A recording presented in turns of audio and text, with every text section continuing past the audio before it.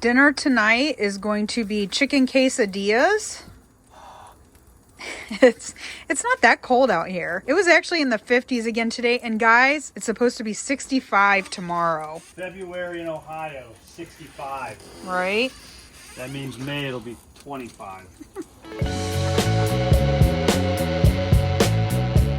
Okay guys, so we have laid down the Egg Life wraps and we put some mozzarella and some Colby Jack cheese on both sides. And then we took that chicken that we bought at Trader Joe's, the Chipotle lime pre-cooked chicken, and put that on there. And now Mike is just gonna fold them in half and we will have our quesadillas. Everything is already cooked, so you're basically just warming it up. My favorite kind of dinner. Okay, dinner's ready. That was pretty simple, right? I think so. That was pretty quick. Let's just show real quick. This is what we're having. So we each have 2 of these quesadillas. And I am also going to have some sour cream with mine. Mike doesn't like sour cream, so too bad for you. No, not too bad for me.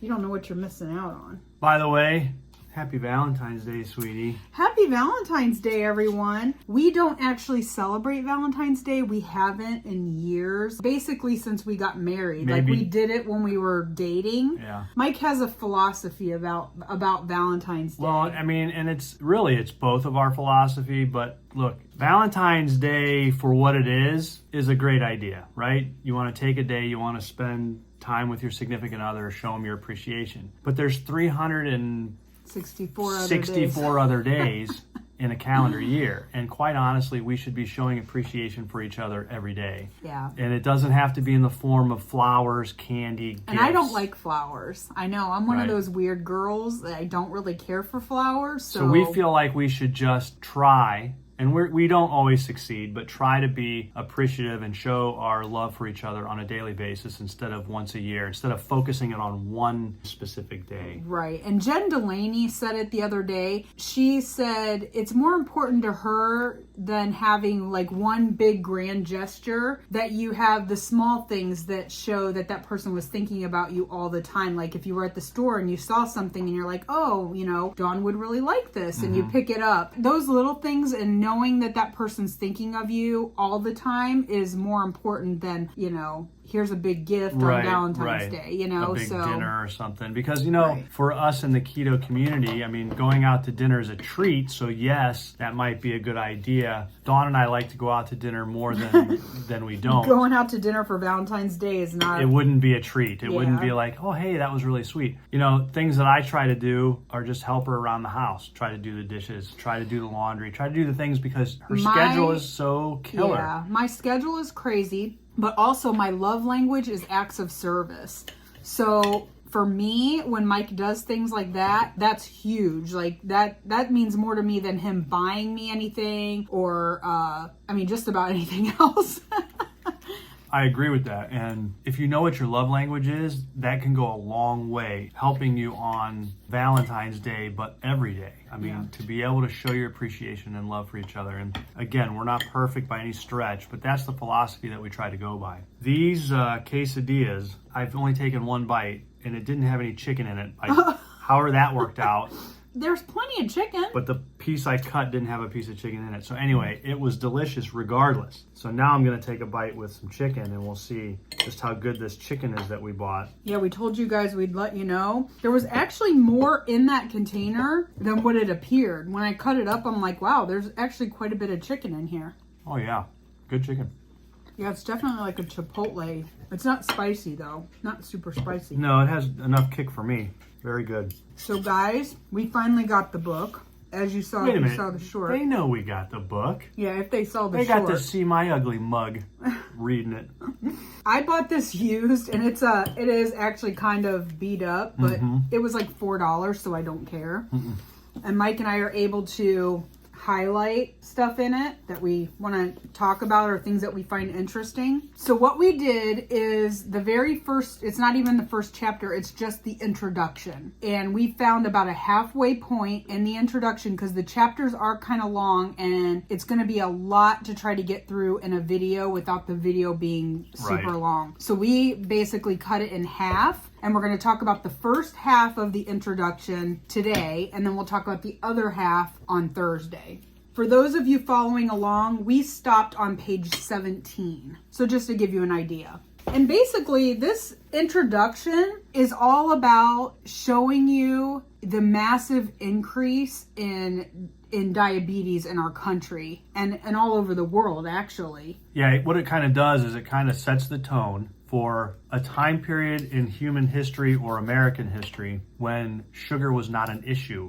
Right. When sugar consumption was near zero. And diabetes was unheard of. It was very low, right. And then it had been discovered. It was around, but it was a small tiny. percentage. And so then it begins to kind of lay the foundation and show you the incredible increase in sugar consumption and the effects on the human body and the effects on people, and not only just in industrialized cities and countries, but then also how it's trickled into more remote areas of North America and other countries around the world. It really does set the table, and it really got me thinking about what else can there be in here. I mean, what else in this book now is it going to reveal about sugar and the effects that it has on us? It's basically telling you how rare diabetes was and how common it is now. It just kind of goes through the history. So 50 years ago, 1 in 8 Americans were obese. And now that number is 1 in 3. So 1 in 3 Americans are obese. In 2014, 500 million adults were obese. And that number is 40 million in children under 5.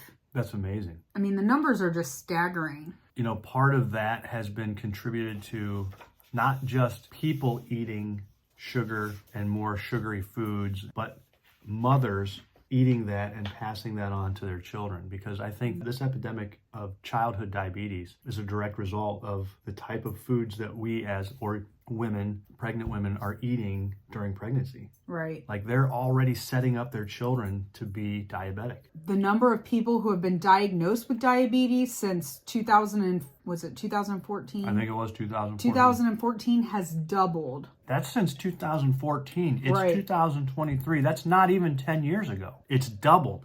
And think about the amount of people, the population, and then you double that. I mean, it's just phenomenal. At the beginning of the introduction, it talks about back in, the 1800s, maybe one person would be considered diabetic. Right. And they just brushed it under the rug because what is that? I mean, it didn't mean anything. But now it's an epidemic.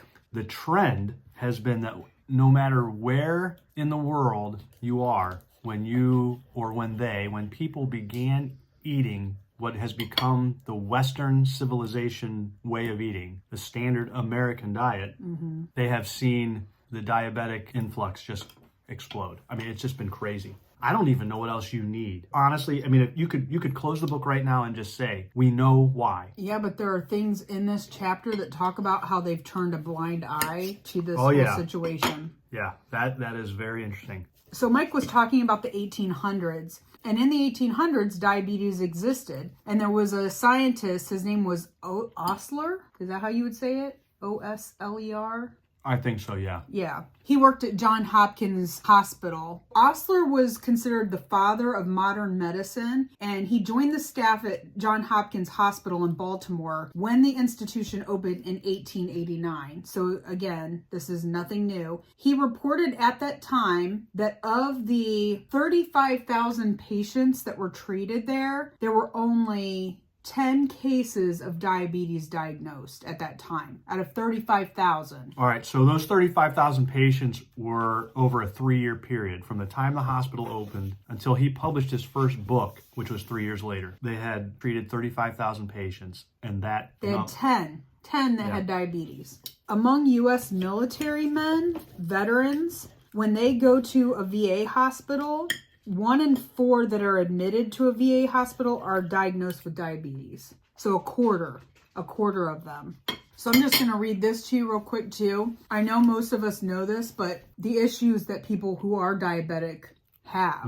So people with diabetes will die at greatly increased rates from heart disease, stroke, kidney disease. They can go into a diabetic coma. Their eyesight will deteriorate. Often that's the first symptom that they say. They'll suffer nerve damage. Their teeth will decay and fall out. They'll get foot ulcers and gangrene. They'll lose limbs to amputation, which that happened to my grandfather.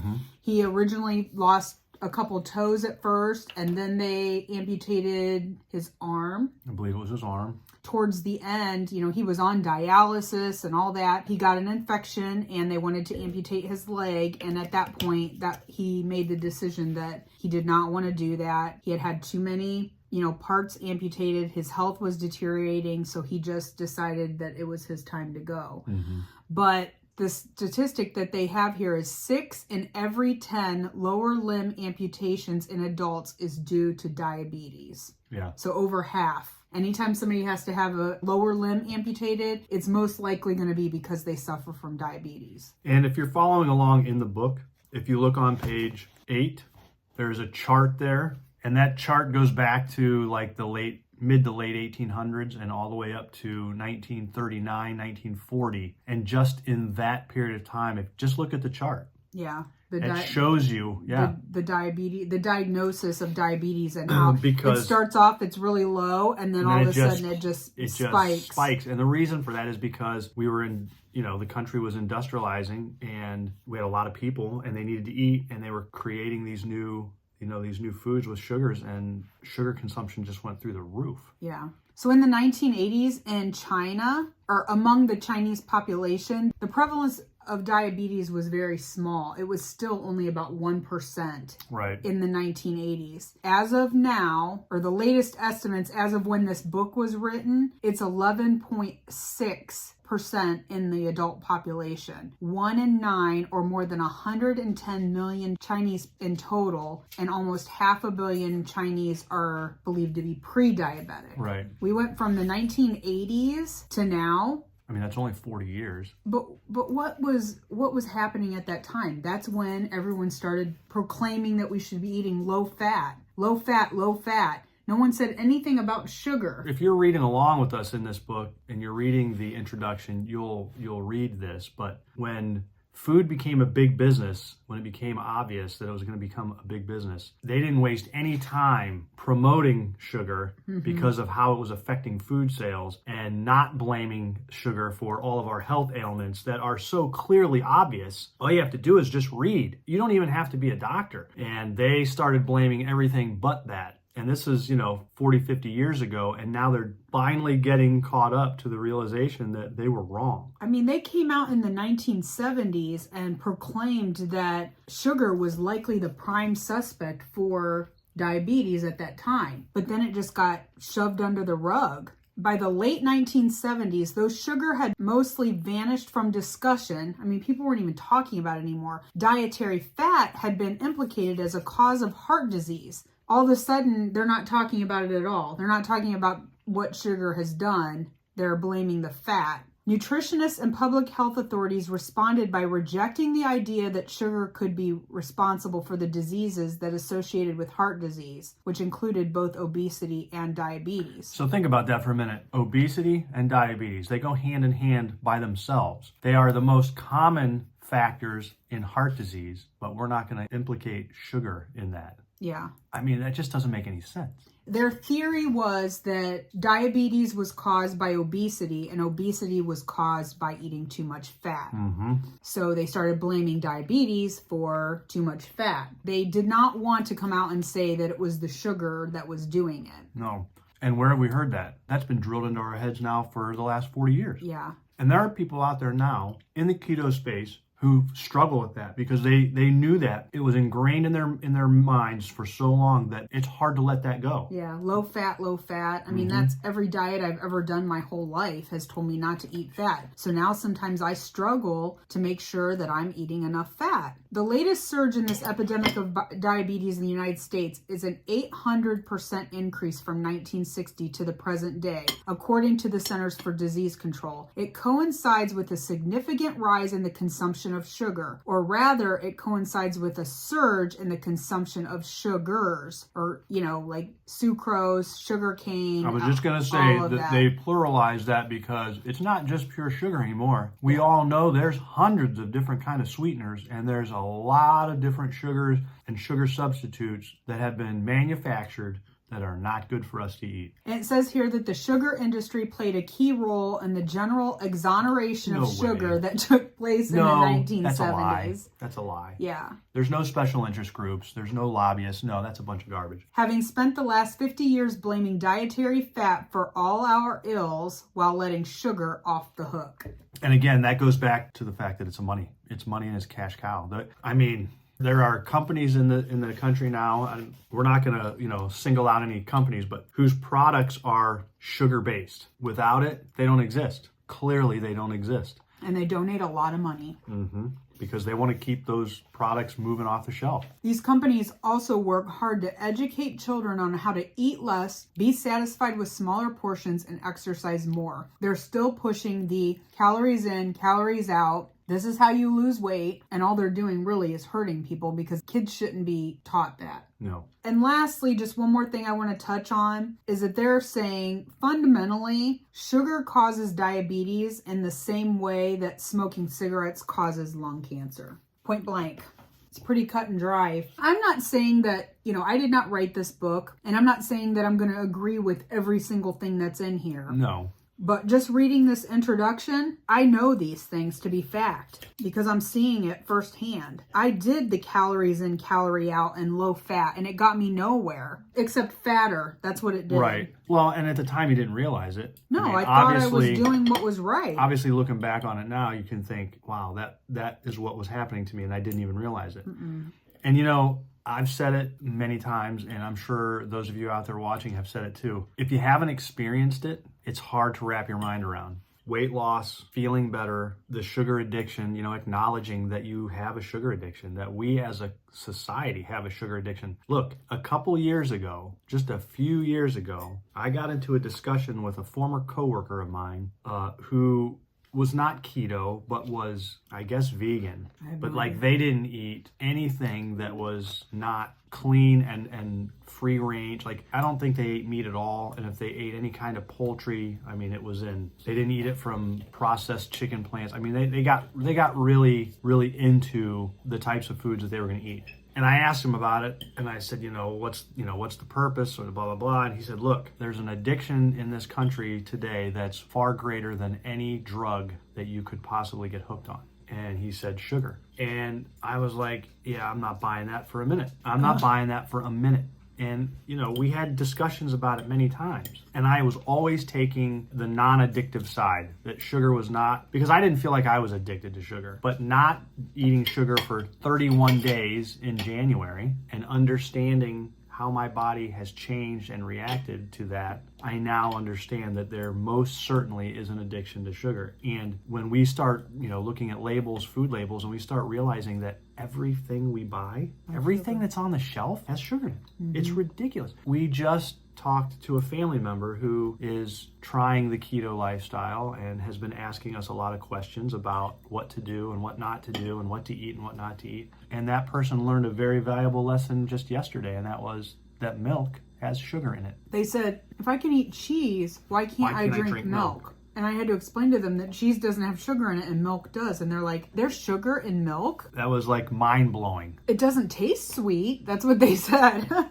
I don't know. I just don't understand how we can look at these numbers and not see that sugar is to blame. Yeah. To me, it's so in your face and it's so obvious. So for people to still say that it's not the sugar just boggles my mind. Well, and again, when you're reading this book, the numbers are there, but it correlates completely. The increase in consumption and the increase in diabetes diagnosis. Those two numbers go up the chart at the same time. Right. We've always eaten high fat forever, and there was no diabetes. So now to blame the diabetes on the high fat, it just doesn't mesh. It doesn't go together. So Dr. Berry talked about that, about our ancestors and how we primarily lived on a high fat diet. Fat meat. And some of the people groups that live in more isolated areas who primarily eat meat. Diabetes is increasing in those areas because they are being introduced to more sugary foods,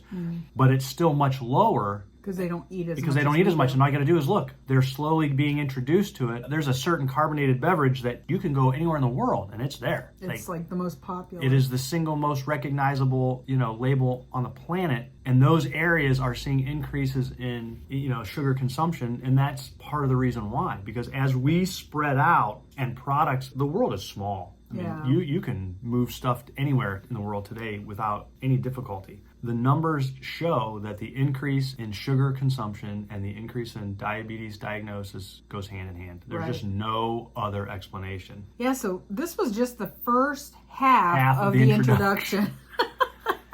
And look, you mentioned it earlier. So these chapters, this book is written like a book. All right, Dr. Berry's book was written a little differently. Chapters were a little smaller. I think it was done intentionally not to be overwhelming, and it worked nice. This is going to be more of a challenge for us. I'm sure things will get smoother as we go on, and the chapters will probably be a little more central to a certain theme that we can focus topic. on. Yeah, right. This was just really, like we said, it's laying the foundation for the fact that when we ate high fat, diabetes was rare. And as sugar was introduced, and the more sugar we eat, the higher the diagnosis is on diabetes. That's basically... in a nutshell, that is the first half of...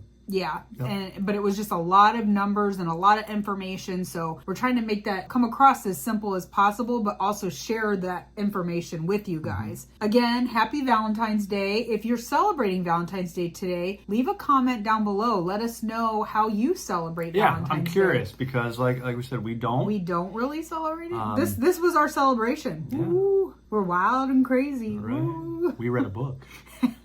We read half of an introduction to a book.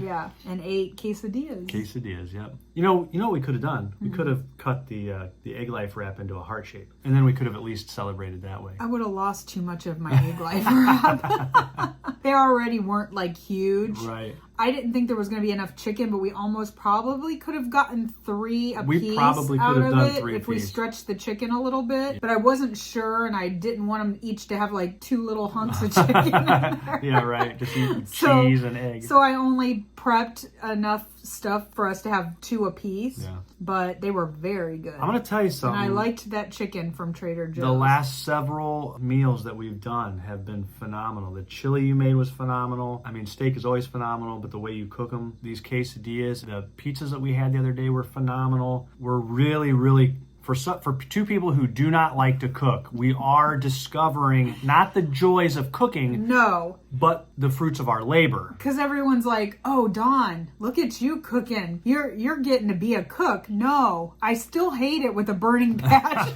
Right? Me too.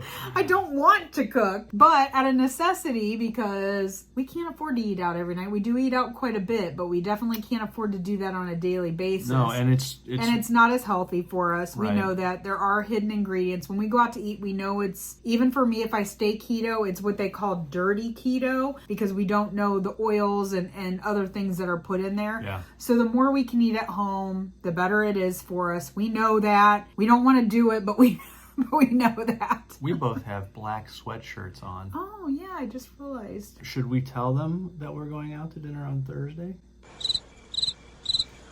Oh no, we're supposed to record on Thursday. Ooh, I forgot about that. We're supposed to record on Thursday to come out on Friday, but my son's birthday was Saturday, our daughter-in-law's birthday was Monday, and my future son-in-law's Our future son-in-law's birthday is this Saturday. So Thursday, we're taking them all out to dinner, and so we may have to record tomorrow night to come out. For it to come out, I can schedule it to come out on Friday, but we may have to record 2 days in a row, guys. We'll have to discuss this off camera. It's the only way a second video is coming out this week. Right. Because we can't record on Thursday. We won't be here. You guys will get a video on Friday. We're just not One sure. way or the other, whether we just say, "Hi, how are you?" or whether we get in depth in the book. But we'll figure it out. Yeah, we'll try to get the other half of the introduction read. And yeah, I'm glad you mentioned that. I completely forgot we weren't going to be here on Thursday. Yeah. Well, I guess that wraps it up for this edition of Dinner with Dawn. Yeah, we didn't even say that at the beginning. We didn't. We're not very good at this, guys. I don't know if you guys realize that, but we are amateurs. Very much so. But you know what? That's what makes it real, and that's fine. I didn't say who I was. I didn't say who he was. Who are you? I'm Dawn. Oh. This is dinner. This is dinner with Dawn. This is your dinner? And Mike. Yeah. I must be Mike then. So I'll play the part of Mike, you play the part of Dawn, and this was dinner with us. Yeah. My channel is Dawn Does Keto. Like it, subscribe to it. I guess I should have said all of that at the beginning. Yeah. Oh, goodness, guys. Plus, I'm kind of tired. It's been a long day, and we did eat out of our eating window last night. I just want to touch on this real quick before we wrap up the video. I had a nail appointment. I got my nails did, and Mike worked late last night, so we ended up eating. It was after 8 o'clock last night when we ate, and I do not like that.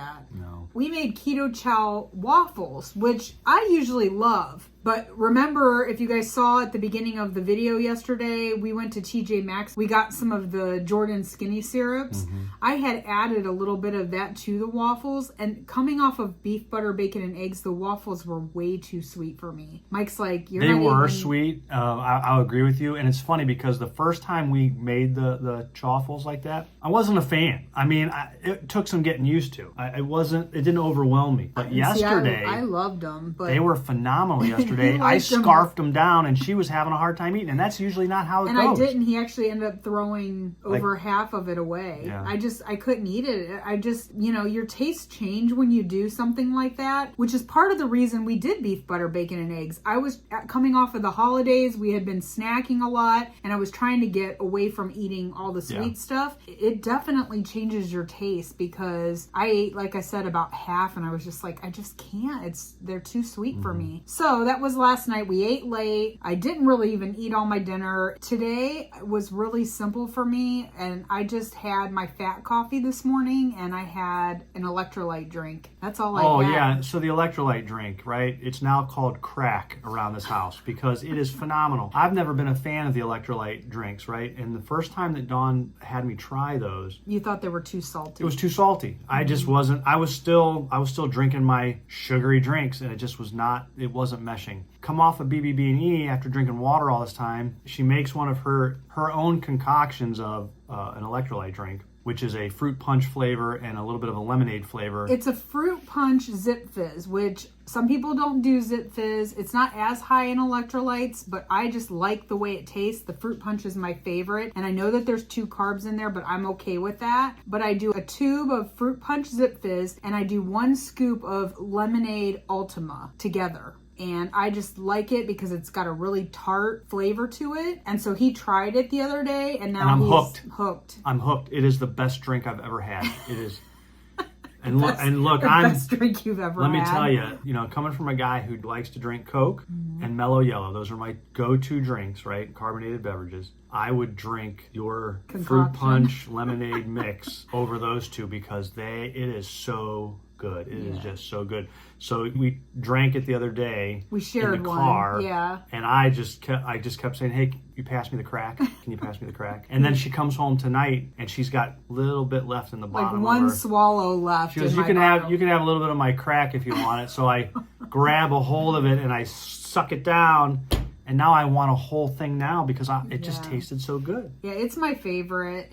And like I said, I do drink Relight. I drink Element as electrolytes, and we use the tablets and the drops. Mm-hmm. But just as a treat, and just because I love the flavor, I do drink Zip Fizz. And that combination of the Zip Fizz and the Ultima together is delicious. And so that's all I had today. I did not have any hard-boiled eggs to take with me in the car, and so I just decided that I would have my fat coffee and just hold off until we had dinner tonight. So real quick before we go, there was one more thing I wanted to talk about, and that was, you guys saw the video yesterday of my weight update, but I did not give a weight update on him. I thought I would allow him to share his week with you guys on his own. I mean, that's fine. I'm going to hang you out to dry, babe. There's no hanging me out to dry. So the first thing I want to say is, coming off of BBB&E, our eating schedules are not as tight as they were, bar none. I mean, that's the flat truth. We are not eating at the same time every night because we don't have the video responsibility every night to keep us in line. We're not as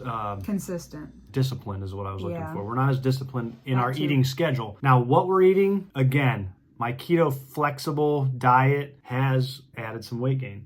I mean, there's no doubt that first week you guys saw the numbers. I have reeled it in, meaning that I am still very much aware of what I'm eating and when I'm eating. I'm still trying to break my fast around noon every day, and I pack a very disciplined lunch with me to take to work with me so that I'm not just snacking on junk and eating garbage. With all that being said, when I got on the scale on Monday, my weight was I don't remember the exact number, 151.6 maybe. You were up about a half a pound. I was up about a half a pound. Which isn't awful. It's less than what I was up. For the week, no. But the fact that from the end of BBB&E until now, which is only 14 days, I mean, I'm up almost 7 pounds or close to 7 pounds. I'm in the range that I want to be in, but I don't like the way it's trending. Now, I did, again, only go up a half a pound, so at least I know that I'm slowing that down a little bit. But yeah, so... But we are going out to eat on Thursday. We already talked about that.